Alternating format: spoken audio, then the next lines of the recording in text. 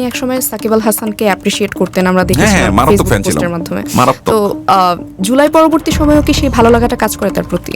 তারা যতটুকু বাংলাদেশের জন্য করছে সেটাকে আমি অ্যাডমায়ার করি, কিন্তু তারা যে বাটপাড়িও করছে সেটাকে তো আমার বলতে হবে যে বাংলাদেশের মানুষের সাথে গাদ্দারি করছে। তাদের বিপদের দিনে যদি আপনি একজন বড় সেলিব্রিটি, আপনি যদি পাশে না থাকেন তাহলে কি সেলিব্রিটি হইলেন? হ্যাঁ, বালের পাশে আসছিলেন হয়তো আপনারা, কিন্তু সাধারণ বাংলাদেশের মানুষ, বাংলাদেশিদের মানুষ, বাংলাদেশপন্থীদের পাশে আপনারা কবে থাকবেন? তামিম ইকবাল 3 তারিখে গেছিল, আপনি জানেন, আগস্টের 3 তারিখে শেখ হাসিনার সাথে দেখা করতে গেছিল। উনি এখন একটা বোর্ডের প্রেসিডেন্ট। এই জন্য আমি ইন্টারিমের উপর বেশি বিরক্ত যে 13 বছরে এই যে সংস্কৃতি মন্ত্রণালয় এবং তথ্য মন্ত্রণালয়, মাহফুজ সাহেব এখন বিভিন্ন অল্টারনেটিভস করতেছেন। উনি বিপ্লবের থেকে জন্ম নেওয়া সন্তান, বিপ্লবকেই ধারণ করেন নাই। তিনি তো একটা স্ট্যাটাস দিয়েছিলেন, আমার হাত পা বাঁধা, কাজ করতে। হ্যাঁ, হাত পা বান্ধা রাখছে, আপনারা কাটতে নিষেধ করছে কেটা? আপনি জনতার মানুষ ছিলেন, জনতা নেমে আসতেন। আপনারা যদি কেউ মনে করেন জুলাই পূর্ববর্তী অবস্থায় ফিরে নিয়ে যাবেন, তাহলে আপনাদের জয় বাংলা অবধারিত।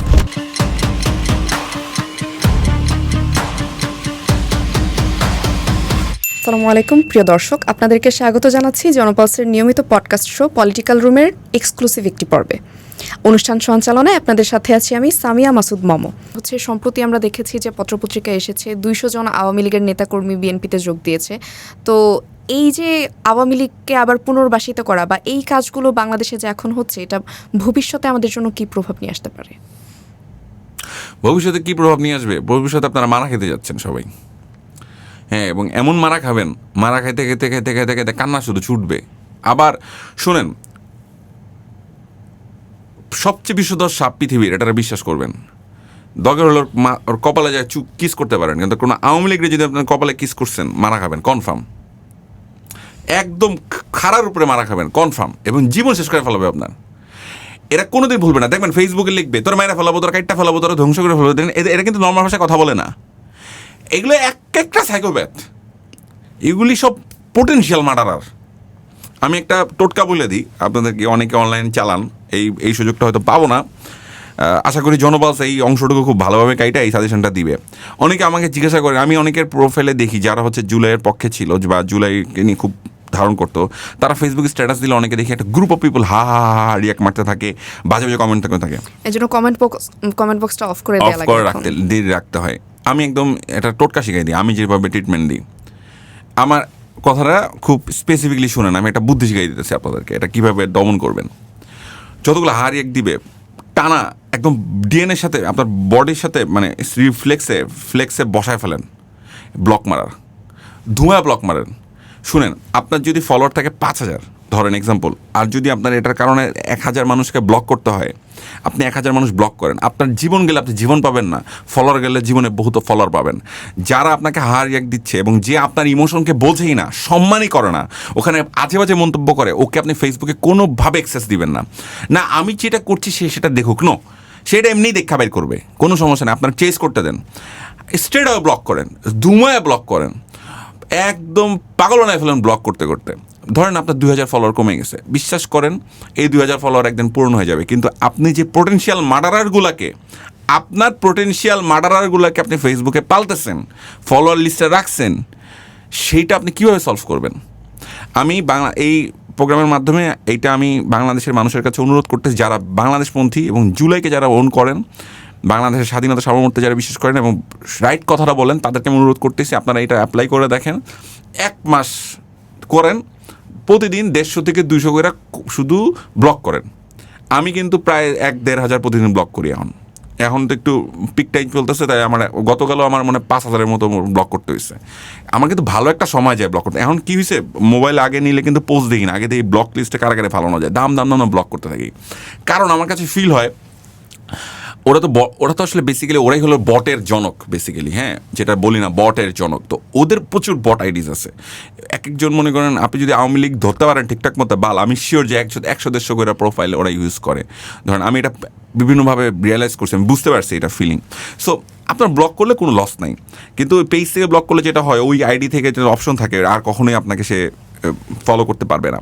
যারা পেজ চালান তাদের জন্য এটা ইজি, যারা প্রোফাইল চালান তাদেরকে আমি বলবো পার্সোনালি যে আপনার পোটেনশিয়াল মার্ডারার যারা আছে, পোটেনশিয়াল মার্ডার হিসাবে দেখেন, আপনাকে মেরে ফেলতে পারে এই মানুষগুলো, এইভাবে দেখেন, দেখে সিরিয়াস হন এবং এদেরকে আপনারা এক ঘরে করে দেন। আমরা যখন ধরেন আমরা জুলাই নিয়ে কথা বলি, ধরেন 1 লক্ষ মানুষ ফেসবুকে, এক্সাম্পল দিচ্ছি। এই 1 লক্ষ মানুষ যখন প্রতিদিন আমরা 100 জন করে ব্লক করা স্টার্ট করব, জাস্ট চিন্তা করে দেখেন ওরা কোথায় গালি দিবে, ওরা কোথায় রিয়াক্ট দিবে, ওদের আপনারা যখন একটা রিয়াক্ট মারবে, ওর কী পরিমাণ স্ট্রাগল করতে হবে, ব্যাপারটা বুঝেন। মোমো আপনি নিজে এটা অ্যাপ্লাই করে দেখেন আজকে থেকে। আমি আপনাকে বলছি 1 মাস পর আপনি আমাকে টেক্সট পাঠান যে বানাবে এটা ওয়ার্ক করছে কি করে নাই, দেখেন এটা ওয়ার্ক করছে, খুব ভালো ওয়ার্ক করে। এবং আপনি দেখবেন যে আপনার যে পোস্টে হাহারি একটা আসতো ওটা র্যাপিডলি কমে গেছে, এটা নাই, গায়েব। এই টোটকাটা আজকে থেকে ফলো করবো এবং Please. কমেন্ট বক্স অফ করার পরিবর্তে আসলে ব্লক মেরে দেখবো যে কি হয়। না ব্লক ধুমায় ব্লক মারবেন, মানে একদম মনে করেন এক ঘরে করে দেন। ওরা নিজেরা না কথা বলুক, ওদেরকে কথা বলতে দেন, ওরাই বলুক নিজেরা যত আজে বাজে আছে, ওরে গালি দেখ, ওরে চুমা দেখ, যা ইচ্ছা তাই করুক, কিন্তু আপনি ওটা অফ করে দেন। আপনারটা আপনি ব্লক করেন, আপনি মাথায় নিয়ে নেন ও আপনার পোটেনশিয়াল মার্ডারার, কারণ ও খুনি আপনার এখানে তো সে ভালো কমেন্ট করতেছে না, মমতরে দেখখানে মতরে ছিঁড়া দিব, এগুলো কিন্তু বলবে, বুঝেন। সো ওই পোটেনশিয়াল মার্ডারারগুলোকে এক ঘরে করে দেন। পরবর্তী প্রশ্নে চলে যাচ্ছি। আপনি একসময় সাকিব আল হাসানকে অ্যাপ্রিশিয়েট করতেন, আমরা দেখেছিলাম মারাত্মক ফেসবুক ফ্যান ছিলাম, পোস্টের মাধ্যমে। মারাত্মক। তো জুলাই পরবর্তী সময়েও কি সেই ভালো লাগাটা কাজ করে তার প্রতি? আমি শুধু সাকিব আল হাসানের ফ্যান ছিলাম না, আমি মাশরাফির ফ্যান ছিলাম, আমি তামিম ইকবালের ফ্যান ছিলাম। তামিম ইকবালের মনে আছে যে এক হাতে খেলার যে ইয়াটা, লাস্ট ব্যাটসম্যান হিসাবে একটা ম্যাচে আমার মনে আছে ভারতের বিরুদ্ধে, ইন্ডিয়ার বিরুদ্ধে লাস্ট খুব সম্ভবত সেদিন তার মেয়ে হয়েছিল বা এরপরে আই ডোন্ট নো এটা কি হয়েছিল, কিন্তু আমার মনে আছে যেটা ওই ডেডিকেশনটা আমার ফিল আছে। তারপরে মাশরাফির যে পা ইনজেক্ট করে খেলতো, এই যে আমাকে এগুলো খুব আবেগ আপ্লুত করতো, এখনও করে। ইনফ্যাক্ট এই তারা যতটুকু বাংলাদেশের জন্য করছে সেটাকে আমি অ্যাডমায়ার করি, কিন্তু তারা যে বাটপাড়িও করছে সেটাকে তো আমার বলতে হবে যে বাংলাদেশের মানুষের সাথে গাদ্দারি করছে। যেই বাংলাদেশের মানুষের ট্যাক্সের টাকায় কোনো ক্ষেত্রে তাদের ভালোবাসা সিক্ত হয়ে আপনি সাকিব আল হাসান হইলেন, আপনি মাশরাফি হইলেন, আপনি তামিম ইকবাল হলেন, তাদের ক্ষেত্রে তাদের সাথে যেই মানে তাদের প্রয়োজনে যদি আপনি তাদের পাশে না থাকেন, তাদের বিপদের দিনে যদি আপনি একজন বড় সেলিব্রিটি আপনি যদি পাশে না থাকেন, তাহলে কী সেলিব্রিটি হইলেন? এটা আমার ফিল হয়েছে। এখন বলতে পারে যে আমরা তো আওয়ামী লীগের পাশে আসছিলাম, হ্যাঁ বালের পাশে আসছিলেন হয়তো আপনারা, কিন্তু সাধারণ বাংলাদেশের মানুষ, বাংলাদেশিদের মানুষ, বাংলাদেশপন্থীদের পাশে আপনারা কবে থাকবেন, ছিলেন কিনা সেটাও খুব বড় প্রশ্ন। আপনারা মন্ত্রী হয়েছেন, এমপি হয়েছেন দুজনই। তামিম ইকবাল 3 তারিখে গেছিল, আপনি জানেন, আগস্টের 3 তারিখে শেখ হাসিনার সাথে দেখা করতে গেছিল, উনি এখন একটা বোর্ডের প্রেসিডেন্ট। আই ডোন্ট নো মানে বাংলাদেশে কী হইতেছে, মানে বুঝা শুই না মারা খাওয়ার জন্য আমরা আসলে এত উঠাপুরা কেন বসলাম, আই ডোন্ট নো। মানে 3 তারিখে উনি গেছিল কি এটা বলার জন্য আপনার মায়ের না মানুষ, এটা আপনার মনে হয়? নিশ্চয়ই এটা বলতে যায় নাই, আমি জানি না, বলতেও পারে। আপনাদের কী মনে হয়, বাংলাদেশের মানুষ কী মনে করে যে 3 তারিখে একজন মানুষ একজন শেখ হাসিনার সাথে গণহত্যাকারীর সাথে, যখন উনি অলরেডি কয়েক হাজার মানুষ বাইরে ফুসছে, তখন একটা গণহত্যাকারীর সাথে দেখা করতে কেন গেছিল? একটা গুমকারী 17 বছর ধরে অত্যাচার করছে, কেন গেছিল? এটা বলার জন্য আপনি খুব খারাপ কাজ করছেন এবং তার সে জিন্দা ফিরছে ওখান থেকে, এটা সম্ভব। সো তারা তো বলতে পারে যে তাদেরকে বিভিন্ন ধরনের চাপে ফেলে বা পারিবারিক চাপে, 3 তারিখে এমন চাপ ফেলছে, চাপে ফেললে লয়ে গেছে, ব্যাপারটা এরকম, শুধু চাপেই ফেলে, মানে চাপতেই আছে শুধু, সবাই শুধু চাপে পড়ে, আর চাপ কারোর জীবনে নাই, শুধু আপনাদের জীবনে চাপ আছে। হ্যাঁ, কি করার, কিছু বলার নেই আপাতত। যারা 3রা আগস্ট গণভবনে গিয়েছিল তাদের কি ধরনের শাস্তি হওয়া উচিত বলে আপনি মনে করেন? শাস্তি আল্লাহ দিবে, এখন আর কারোর মানুষের উপরে কোনো ভরসা নাই ওইভাবে, মানে কিছু মানুষের উপর অবশ্যই আছে, পুরোটা ছেড়ে দেওয়াও ঠিক না, এত অবিশ্বাসী হওয়ার কিছু নাই, কিন্তু আল্লাহর উপর ছেড়ে দিছি আর কি। আল্লাহ রাব্বুল আলামিন নিশ্চয়ই সবচেয়ে উত্তম পরিকল্পনাকারী এবং উনি উত্তম শাস্তিদাতা। পরবর্তী প্রশ্নে চলে যাচ্ছি। আপনাকে তো বেশ কিছুদিন আগে ডালটন সৌভাত হীরা নামের একটা পেজ থেকে প্রকাশ্যে হুমকি দেওয়া হয়েছিল এবং আপনার লোকেশন ট্রেস করা হচ্ছে, এটাও বলা হয়েছিল। তো এই যে জুলাইয়ের পর থেকে এখনো পর্যন্ত কতবার হত্যার হুমকি পেয়েছেন? কয়েক হাজার। সো ইটস ওকে, মানে ব্যাপারটা এরকম না যে আমার কাছে ব্যাপারটা খুব গ্লোরিফাই করার মতো, যে ধরেন আমি আমার হয়েছে কি, ধরেন ভয় ডর একটু কমে গেছে। ধরেন আগে একটু, ধরেন জুলাই পূর্ববর্তী সময়েও ডর ভয় ছিল, অতটা ডর ভয় এখনও ওয়ার্ক করে না মেন্টালি, আসলে একটা সময় থাকে না। আর আমার একটা বিষয় হচ্ছে, ধরেন আমার জীবনে অনেক কেউ নাই আপন, বুঝছেন, মানে আমার একটা অ্যাডভান্টেজ আছে, এটা অনেকের নাই। ধরেন অনেকের আত্মীয় স্বজন থাকে, এইটা থাকে ওইটা থাকে, অনেক কিছু থাকে। আমি অনেকটা single kind of person. So আমি দেখছি যদি আমি এটা না করি তাহলে আসলে অনেকেই করতে পারবে না। সো আমার ওই দিক দিয়ে চাপ কম। আমার আম্মা ইন্তেকাল করার পরে এই ফিলটা আরও বেশি হয় যে আমার রেসপন্সিবিলিটি আরও বেশি, যেহেতু আমার আম্মা সবচেয়ে বেশি কনসার্ন হইতেন এই বিষয়গুলো নিয়ে। আমার আম্মা সবচেয়ে বেশি টেনশন করতেন আমাকে নিয়ে যদি উনি বেঁচে থাকতেন, এবং অস্থির করে ফেলতেন। সে অস্থির করার মানুষটা আমার জীবনে নাই। সো যেহেতু নাই, আমি এটাকে মনে করি যে এটাকে ইউটিলাইজ করতে হবে। আম্মা যদি থাকতো, আমার আম্মা যদি বেঁচে থাকতেন, তাহলে উনি আমার অনেকভাবে আটকানোর চেষ্টা করতেন। খুবই স্বাভাবিক যে বাবা এটা এত লিখিস না, এত বলিস না। তখন আমি হয়তো অনেক ক্ষেত্রে আটকানো যেতাম, কিন্তু এখন আমার ওই পিছুটার নাই, বুঝছেন।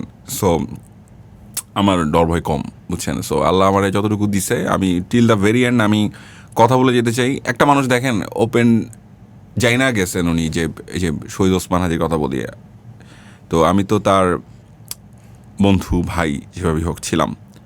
সো সে তার ইন্টারভিউগুলোতে তো বলে গেছে যে সে জানে যে একটা মিছিলের সামনে সে দাঁড়ায় আছে, হঠাৎ করে একটা গুলি তাল্লা সামনে লাগলো। আসলেই তো তার পেছনে কোটি কোটি মানুষের মিছিল। আপনারা দেখেন এখন একটা ওসমান হাদির পেছনে কত কোটি কোটি মানুষ এখন দাঁড়ায় আছে। তো সে তো মিছিলের সামনের অগ্রপথিক। সো আমি তো তারই বন্ধু, তো আমি কেন তার পাশে দাঁড়াবো না? So it's okay. Osman Hadi হত্যা নিয়ে সাম্প্রতিক সময়ে মমতা বন্দ্যোপাধ্যায় একটি মন্তব্য করেছেন, যে মন্তব্যের পরে আসলে পুরো দেশে তোলপাড় লেগে গেছে। তো আপনার কি মনে হয় যে এই মন্তব্যের পেছনে বা তার উল্লেখিত যেই অনেকেই এর সাথে জড়িত, এই অনেকেই কারা কারা হতে পারে? আমি আসলে কোনো বিচারাধীন বিষয় নিয়ে খুব বড় মন্তব্য করতে চাই না, তবে মমতাদি যা করছেন এর জন্য তাকে অসংখ্য ধন্যবাদ। বাংলাদেশ হিসেবে উনি আরও আগে বলতে পারতেন, উনি হয়তো পলিটিক্যাল একটা মাইলেজ নেওয়ার জন্য এটা করছেন। কিন্তু উনি যেটা করছেন এটা যে একটা বিশাল বড় ইতিহাস হয়ে থাকলো বাংলাদেশে, এবং এই যে উপমহাদেশের রাজনীতিতে একটা সিগনিফিক্যান্ট ঘটনা যে মমতা ব্যানার্জি বলে ফেলছে যে ওসমান হাদির হত্যার পিছনে মানে একটা দেশের স্বরাষ্ট্রমন্ত্রী ফোন দিয়ে বলতেছে, তাও যেন তেন দেশ না, কিন্তু ভারতের স্বরাষ্ট্রমন্ত্রীর কথা উল্লেখ করছেন। এটা কিন্তু জোক না। এই যে একটা বিশাল বড় একটা এভিডেন্স হয়ে গেল সাংলামে, এটার বিচার হবে না হয়তো কোনোদিনও, মানে অমিত শাহের হয়তো কোনোদিনই বিচার হবে না। কিন্তু এই যে ইতিহাসের কাঠগড়ায় তাকে দাঁড় করানো গেল মমতাদির কারণে হোক, মানে যে কোনো কারণেই হোক, মমতাদির কাজটা যতটুকু করলেন এটার জন্য তাকে ধন্যবাদ। এবং ধন্যবাদ যে এই জিনিসটা মানুষের সামনে ক্লিয়ার হলো। এতদিন যারা ওসমান হাদির অহেতুকালের কারণে গালিগালাজ করছিলেন অনেকেই, এখন তো আপনারা বুঝলেন যে আপনারা কত বড় গান্ডু। ঠিক আছে, আমি তো এটা শুরু থেকেই বলছি যে একটা মানুষ এক বছরে কোন লেভেলে পৌঁছাইলে ভারতের স্বরাষ্ট্রমন্ত্রী পর্যন্ত কনসার্ন হয়ে যায় তারা নিয়ে। এটা কিন্তু নর্মাল কোনো আলোচনা না। আপনারা একটু ভাইবা দেখেন যে তার কতটুকু সিগনিফিক্যান্ট রোল থাকলে, কতটুকু ইম্প্যাক্ট থাকলে এটা সম্ভব। ওসমান হাদিতে ইম্প্যাক্টই করতে চেয়েছিল, বলছিল না 5 বছর ভেজা থাকতে চাই, ইম্প্যাক্ট সহকারে। দেখেন কেমন ইম্প্যাক্ট করছে, সেটা বিশাল বড় ব্যাপার। সো এর চেয়ে বেশি কিছু বলবো না। আর বাংলাদেশে আমাদের দুর্ভাগ্য কি জানেন, মানে বাংলাদেশের যারা ক্ষমতার আশেপাশে থাকে বা ক্ষমতার কেন্দ্রবিন্দুর অংশ হয় বা ভিতরের মানুষগুলো, অনেকেই সবার কথা বলবো না, অনেকেই ভিতরে বাংলাদেশকেই ওন করে না, তারা অন্য দেশের হয়ে কাজ করে। এইটা খুবই স্যাড, মানে এটা মনে হয় না পৃথিবীতে খুব বিরল এটা। সো গত 17 বছরে খাইসলাতে এটা বানানো হয়েছে, আমি জানি ফ্যাসিস্ট এটা করে গেছে। কিন্তু নতুন গভর্নমেন্টের কাছে আমার অনুরোধ থাকবে এটাই, বিশেষ করে স্পেশালি প্রধানমন্ত্রী তারেক রহমানের কাছে, আমাদের প্রধানমন্ত্রীর কাছে আমার এই অনুরোধটা থাকবে যে আপনি এই মানসিকতা থেকে আমাদের ব্যুরোক্রেটসদেরকে, আমাদের ডিপ স্টেটদেরকে, যারা এটা চালায়, তাদের সবাইকে আপনি এই জায়গাটা থেকে বের করে নিয়ে আসেন যে তারা যেন শুধু বাংলাদেশপন্থী হয়। আপনি তো একজন নির্মাতা, অনেক কাজ তো করেছেন। ওসমান হাদিকে নিয়ে কোনো কাজ করার ইচ্ছা আছে? ইচ্ছা আছে, তবে নট নাও, মানে ধরেন এখনই না। মানে আমি মনে করি না ইটস রাইট দ্য টাইম, মানে আমি মনে করি না যে এখনই এটা সময়। কারণ আছে এখানে কিছু, এখন মনে করি না কেন, এটার ব্যাখ্যা আমি এখন দিব না। এই কোশ্চেনটা করেন না আল্লাহর রাস্তায়। হ্যাঁ, এটার একটা রিসার্চের ব্যাপার আছে, এটার একটা হোমওয়ার্কের ব্যাপার আছে, এবং একটা টাইমিংয়ের ব্যাপার আছে। এখন রাইট টাইম না। একটা পূর্ণদৈর্ঘ্য চলচ্চিত্র একটা না, ওসমান হাদিকে নিয়ে অন্তত 50টা পূর্ণদৈর্ঘ্য চলচ্চিত্র হওয়া সম্ভব। আমি কয়েকটা অ্যাঙ্গেল বলতেছি, তাহলে বুঝবেন। কবি ওসমান হাদিকে নিয়ে একটা মানে কী বলে চলচ্চিত্র হওয়া সম্ভব, শুধুমাত্র কবিতা, একটা কবি মানুষ সে কীভাবে তৈরি হলো, একজন মানুষ ওসমান হাদি তার ছোটোবেলাটা কীভাবে কাটছে এটার উপর হইতে পারে, তার কৈশোরটা কীভাবে কাটছে সেটার উপর হইতে পারে, হ্যাঁ, তার ইউনিভার্সিটি লাইফে সে কীভাবে অ্যাক্টিভিজম করছে সেটা নিয়ে হইতে পারে, সে পারিবারিক জীবনে কেমন ছিল মানুষটা সেটা নিয়ে হইতে পারে সে যখন পিতা হইল ওই 1 বছরের টাইম লাইন নিয়েও একটা গল্প হইতে পারে, যে তার বাচ্চাটা যে কয়েক মাস তাকে পাইছে, তার বাচ্চাটার জন্ম থেকে সে যখন চলে গেল তার বাচ্চাটা যে থাকলো, এর মধ্যে হইতে পারে একজন শহীদ ওসমান হাদির একজন অ্যাক্টিভিস্ট হিসেবে, একজন পলিটিশিয়ান হিসেবে অনেক কিছু অ্যাঙ্গেলে হইতে পারে, এবং কালচারালি ওনার যে আন্ডারস্ট্যান্ডিং এটা নিয়েও হইতে পারে, সবগুলো কম্বাইন করে একটা হইতে পারে। অনেক কিছু হওয়ার আছে, অনেক কাজ করার কথা আছে। তো বাংলাদেশে কয়েকজন ব্যক্তিকে নিয়ে চলচ্চিত্র নির্মাণটা খুব জরুরি। তার মধ্যে দুটো ব্যক্তির নাম আমি খুব স্পেসিফিক্যালি বলবো। একজন হচ্ছে শহীদ রাষ্ট্রপতি জিয়াউর রহমান, সিগনিফিকেন্টলি ভালো কাজ ওনাকে নিয়ে হয় নাই, অনেক কাজ করার বাকি আছে, এবং দেশনেত্রী বেগম খালেদা জিয়া। এই দুজন ব্যক্তিকে নিয়েও বাংলাদেশে হওয়া উচিত, কারণ বাংলাদেশিদের দেশপ্রেমটা অনেক বেশি চাঙা হবে আমার কাছে ফিল হয়। এই 3টা নাম আমি বললাম, এনাদেরকে নিয়ে যত বেশি চলচ্চিত্র হবে তত বাংলাদেশের জন্য ভালো। তবে শহীদ ওসমান হাদিরটা স্পেসিফিক্যালি বলতেছি, it's not the right time. পরবর্তী প্রশ্নে চলে যাচ্ছে। কিছুদিন আগে আরশাদ আদনান নামের একজন আপনাকে হুমকি দিয়েছেন। তিনি বর্তমানে বাংলাদেশের যিনি রাষ্ট্রপতি হিসেবে আছেন, শাহাবুদ্দিন চুপ্পুর ছেলে। তো তার বাবা আওয়ামী লীগের সময় রাষ্ট্রপতি ছিলেন, ইন্টারিমের সময় এখনও আছেন। এটা নিয়ে আপনার কোনো মতামত আছে কিনা? তার বাবার একবার একটা বক্তৃতা মনে আছে যে উনি জিয়াউর রহমানকে খুবই কটাক্ষ করে, আমাদের শহীদ রাষ্ট্রপতি জিয়াউর রহমানকে খুবই কটাক্ষ করে, খুবই হেলো করে কথা বলতেছিলেন। যখনই সুযোগ পাইতেন হেলো করে, মানে এমন বাজেভাবে মন্তব্য করতেন আমার মনে আছে, এবং বাংলাদেশের মানুষ সাক্ষী। মানে খুবই অ্যারোগেন্ট একটা মানুষ মনে হয়েছে আমার সবসময়, ওনাকে কখনোই ভালো মানুষ মনে হয়। এবং আমি জানি উনি যখন বিভিন্ন জায়গাতে চাকরি করছেন, আপনারা একটু খবর নিয়ে দেখেন তো ওনার ব্যাকগ্রাউন্ডটা, ওনার সম্বন্ধে মানুষ কি বলে, যারা তার সাথে কাজ করছে তারা কি বলে, তারা ভালো মানুষ বলে কিনা। আমি এই গভর্নমেন্টের উপরে যে কয়টা কারণে বিরক্ত, তার মধ্যে এটা একটা, যে এই মানুষটারে এখনও রেখে দেওয়া, যে আপনি একটা স্বৈরাচারের একটা স্তম্ভকে এখন কেন রেখে দিলেন? আপনি অনেক জায়গা থেকে মানুষ সরান নেই, আওয়ামী লীগের বাল, এই বাল আপনাদেরকে চুমা দিবে। আমি বলছি না বিষধর সাপের কপালে চুমুকু দিতে পারেন, কিন্তু আওয়ামী লীগের কপালে চুমা দিয়েন না, ধরা খাবেন, একদম মেরে ফেলবে, ঠিক আছে? সো এই যে পোটেনশিয়াল খুনিগুলাকে আপনারা সব বসায় রাখছেন বিভিন্ন বড় বড় জায়গাতে, এটা খুবই স্যাড বিষয়। আর হুমকি তো বললামই আপনাকে, আমি একটা স্ট্যাটাস ফেসবুকে দিয়েও রাখছি ফেসবুকে, যে আমার যদি কিছু হয় তাহলে এখন তো আপনারা জানলেন যে ঠিক কোন জায়গায় ধরতে হবে।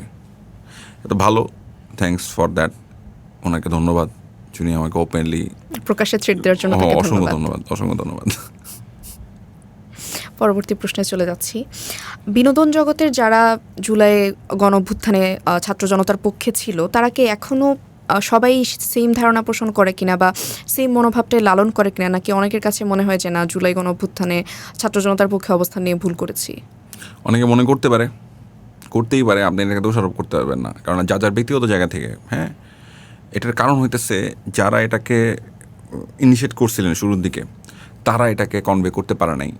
যেমন আপনি যদি এক্সাম্পল দিচ্ছি আপনাকে, ধরেন চাক দে ইন্ডিয়া নামে একটা সিনেমা হয়েছিল ইন্ডিয়াতে, রাইট? ইন্ডিয়াতে ধরেন ওরা প্রায় পেট্রিয়টিজম বা দেশপ্রেমকে নিয়ে পেট্রিয়টিক অনেক মুভি বানায় নিয়মিত। আমি যেহেতু সংস্কৃতির মানুষ, আমি সেই জায়গা থেকে পয়েন্ট অফ ভিউতে বলি, এগুলো দেখলে, চলচ্চিত্রগুলো দেখলে আপনার কিন্তু গুজবাম্পস হয়। বা যারা ভারতীয় তাদের তো আসলে, বা ওই দেশের যে ন্যাশনালিটিটা, হলিউডেও হয় এরকম অনেক মুভি। কারণ পার্ল হারবার দেখে আমি শিওর আমেরিকানদের অনেক ভালো লাগছে, অনেক ফিল হয়েছে। তো এই যে সিনেমাগুলো, এগুলো কেন বানানো হয়? এগুলো কিন্তু ন্যারেটিভ, পলিটিক্যাল ন্যারেটিভ। আপনার দেশপ্রেম চাঙ্গা রাখার জন্য কিছু উপাদান প্রয়োজন, সাংস্কৃতিকভাবে কিছু উপাদান প্রয়োজন, ফ্যান্টাস্টিক কিছু কন্টেন্ট প্রয়োজন। সেই কন্টেন্টগুলো পর্যাপ্ত হয় নাই। সাংস্কৃতিকভাবে যদি আপনি 3 মাস পর ধরেন ঈদে জুলাইকে নিয়ে একটা সিনেমাও রিলিজ হয়েছে, ধরেন কমার্শিয়াল সিনেমার পাশাপাশি, ওখানে দেখলেন একটা মানুষ চোখ অশ্রুসিক্ত হয়ে চোখ মুছতে মুছতে বের হয়ে আসলো হল থেকে, কিন্তু তার ভেতরে যে দেশপ্রেমটা আবার নাড়া দিল, আমি যে জুলাইতে কাজটা করছিলাম, রাস্তায় নামছিলাম, আমি ভুল করি নাই, এই ফিলটা দেওয়াই তো হবে মানুষকে। এবং সংস্কৃতি আমরা যে কাজটা করি যে মাধ্যমে, এই মাধ্যম সবচেয়ে বেস্ট মাধ্যম, এটাতে আপনি মানুষকে ড্র্যাগ করতে পারেন। এই জন্য আমি ইন্টারিমের উপর বেশি বিরক্ত যে 1.5 বছরে যে সংস্কৃতি মন্ত্রণালয় এবং তথ্য মন্ত্রণালয়, মাহফুজ সাহেব, ঠিক আছে, এখন বিভিন্ন অল্টারনেটিভস করতেছেন উনি, ওনার অল্টারনেটিভকে ধন্যবাদ, ঠিক আছে। বিপ্লবের থেকে জন্ম নেওয়া সন্তান বিপ্লবকেই ধারণ করার নেই চেয়ারে বৈশা, সবচেয়ে আনফর্চুনেটলি। তিনি তো একটা স্ট্যাটাস দিয়েছিলেন আমার হাত পা বাঁধা, কাজ করতে হ্যাঁ, দেওয়া হাত হচ্ছে পা না। বান্ধা রাখছে, আপনারা কাটতে নিষেধ করছে কেটা? আপনি জনতার মানুষ ছিলেন, জনতা নেমে আসতেন। আপনি জনতার মানুষ ছিলেন, ধরেন আমি একটা জায়গায় চেয়ারে বসছি, এই চেয়ারটা পাওয়ারফুল চেয়ার, হ্যাঁ, আমি কি করবো বলেন তো? আমি যেটা ফার্স্ট করবো সেটা হলো, আমি যখন পারবো না এখানে বসে কাজ করতে, দেখলাম যে আমার আশেপাশে সব বাটপাট দিয়ে ভর্তি, আমি প্রথমেই ধরেন আপনার সাথে একটা পডকাস্ট আয়োজন করবো, মোমো আসেন তো একটা পডকাস্ট করি, আমি বলবো আরে উপদেষ্টা মহোদয় বা মন্ত্রী মহোদয় তো পডকাস্ট করতে চাইছে, এটা তার নিষেধ করবেন, বস আজকেই করতেছি, আপনি বলবেন ভাই আজকেই করতেছি বলে কিন্তু আপনি 1 ঘন্টার মধ্যে অ্যারেঞ্জ করে ফেলবেন। আমার আজ করতে হবে না, আপনি শুধু ক্যামেরা নিয়ে চলে আসেন, আমার এখানে প্রোগ্রাম করবো, আমার অফিসেই করবো, সচিবালয় বৈশা করবো, ধরেন সচিবালয় থেকে আচ্ছা লাইভ স্ট্রিমিং দিলেন পেজে, দিয়ে বলুন বাংলাদেশের জনগণ আপনাদেরকে অতি আবেগের সাথে এবং রেসপেক্টের সাথে জানাতে বাধ্য হচ্ছি, এবং আপনাদের ব্যান্ডেটাই আমি এখানে বসেছিলাম, কিন্তু কিছু বাটপার ইতর এবং কিছু বালের কারণে আমি কাজ করতে পারছি না, এখন আমার কী করা উচিত আপনারা একটু বলেন তো, কমেন্টে লেখেন। এতটুকু করতেন। বিপ্লবটা আসলে করতে হয়, দেখাইতে হয়, যে আপনাকে অ্যাকশানে দেখাইতে হবে। আপনি এটা করতে পারছেন না, আমি তো ওই চেয়ারে থেকে এটা করতে পারি না, তাহলে তো তুই সিস্টেমের অংশ হইলি ভাই রে, তাহলে তো তুই সিস্টেমের অংশটাই হইলি। আমি তো ওখানে বসে এই ভাই এগুলো ড্রামাটিক, এগুলো করা যায় না, সরি, এই ড্রামাই করতে হবে আপনাকে। আপনি নায়ক মুভি দেখা খুশিতে লাভ হবে না, আরে অনিল কাপুর হবো আমি, অনিল কাপুর হইতে হইলে এগুলো করতে হয়। আপনি নায়কের ক্যারেক্টার হন না, নিষেধ করছে এটা করতেন, করেন নাই, কারণ হয়ে গেছে ধরেন আমি হলে করতাম, আমি হলে 100% করতাম, আমার কাজ করতে দিবি না, দেখাইতেছি মজা।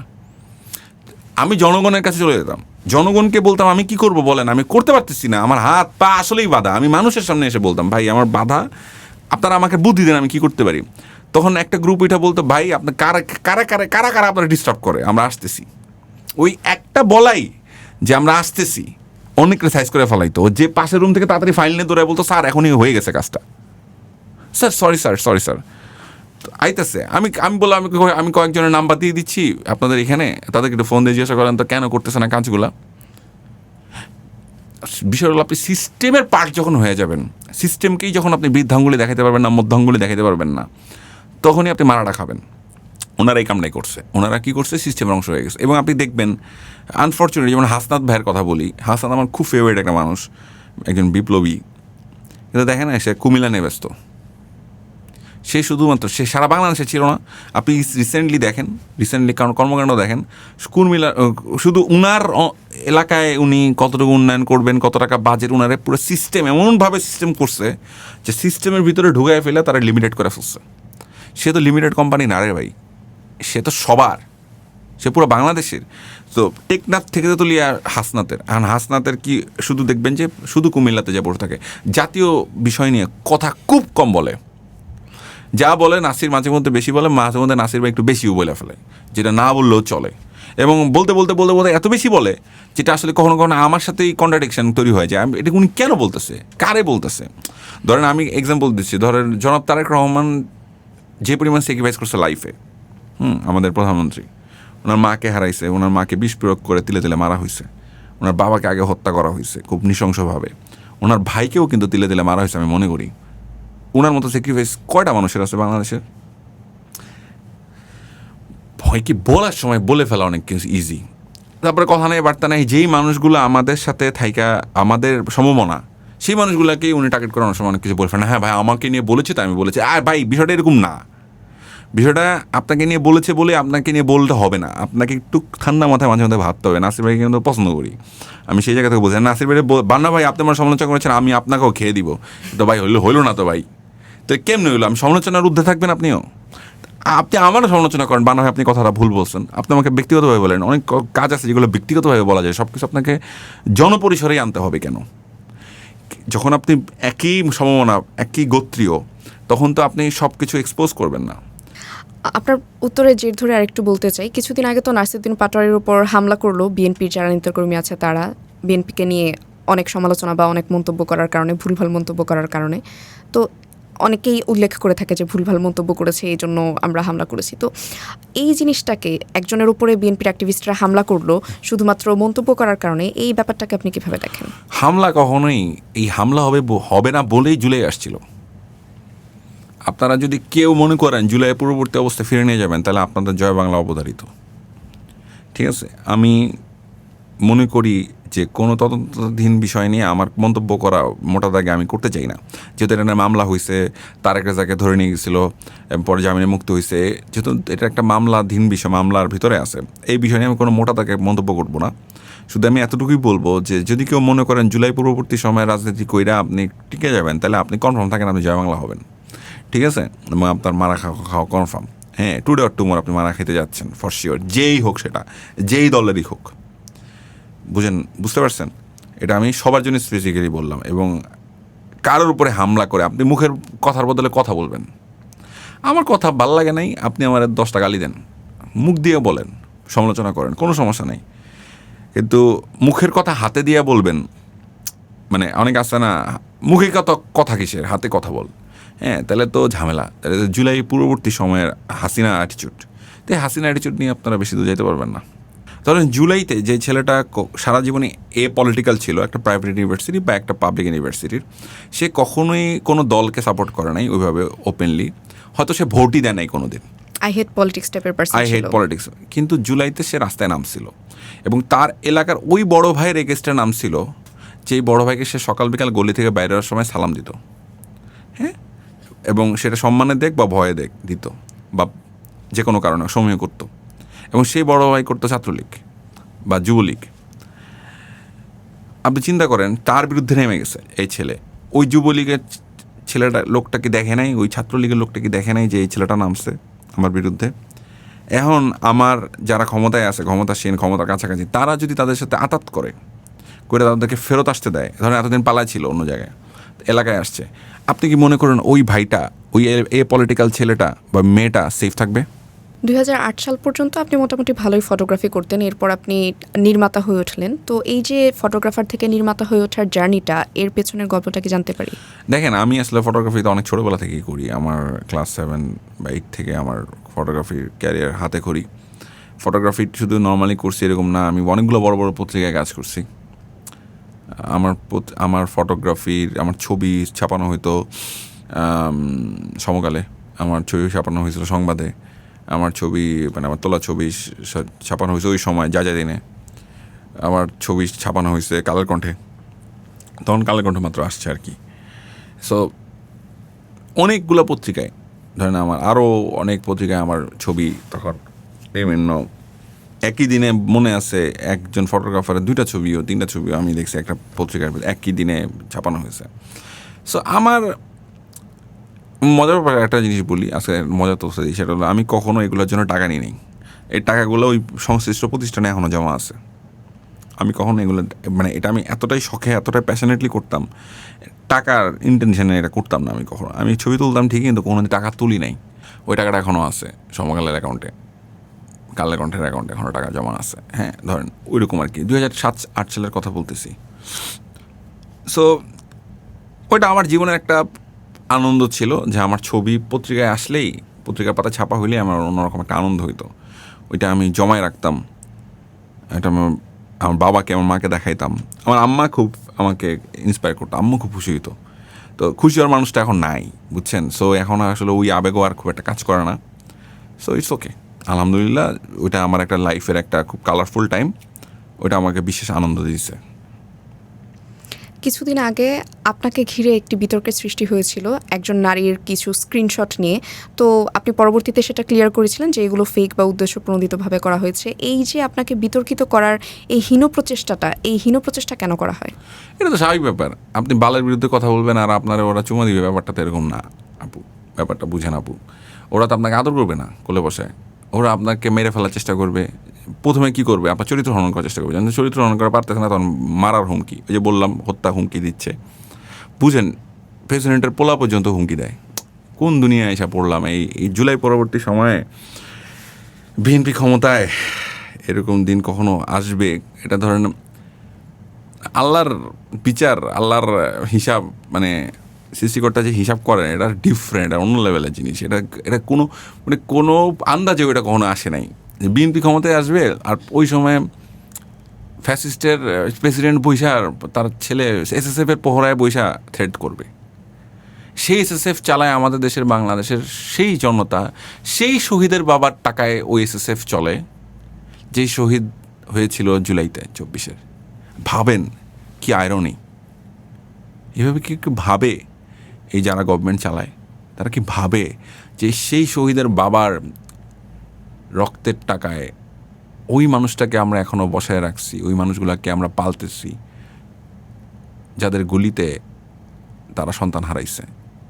মানে আনবিলিভেবল। মানে আপনি জাস্ট চিন্তা করে দেখেন, একটু অ্যাঙ্গেলটা এইভাবে চিন্তা করে দেখেন। আমি যেটা বলতেছিলাম সেটা হচ্ছে আমার চরিত্রের জায়গাতে হাত দেওয়ার চেষ্টা হবে। হঠাৎ করে 17 বছরের চরিত্রহীন ছিলাম না, 17 বছর পর চরিত্রহীন হয়ে গেছি। এটা স্বাভাবিক ব্যাপার, বুঝছেন? এটা নিয়ে এত অডিটর কিছু নেই। সো ইন্টারন্যাশনাল একটা ফ্যাক্ট চেকার, তারা এটা ফ্যাক্ট চেক করছে, ফ্যাক্ট চেক করে দেখছে এটা অ্যাবসলিউটলি ফেক। এটা কিন্তু আমি করি নাই, এটা ফ্যাক্ট চেকিং করছে এমন একটা ফ্যাক্ট চেকার যারা বুমবিডি ওদের নাম। ওরা হচ্ছে সম্ভবত ফ্রান্সের কোনো একটা কোম্পানি, আমি যতটুকু জানি, যে তারাই এটা ফ্যাক্ট চেক করে দেখছে যেটা অ্যাবসলিউটলি ফেক।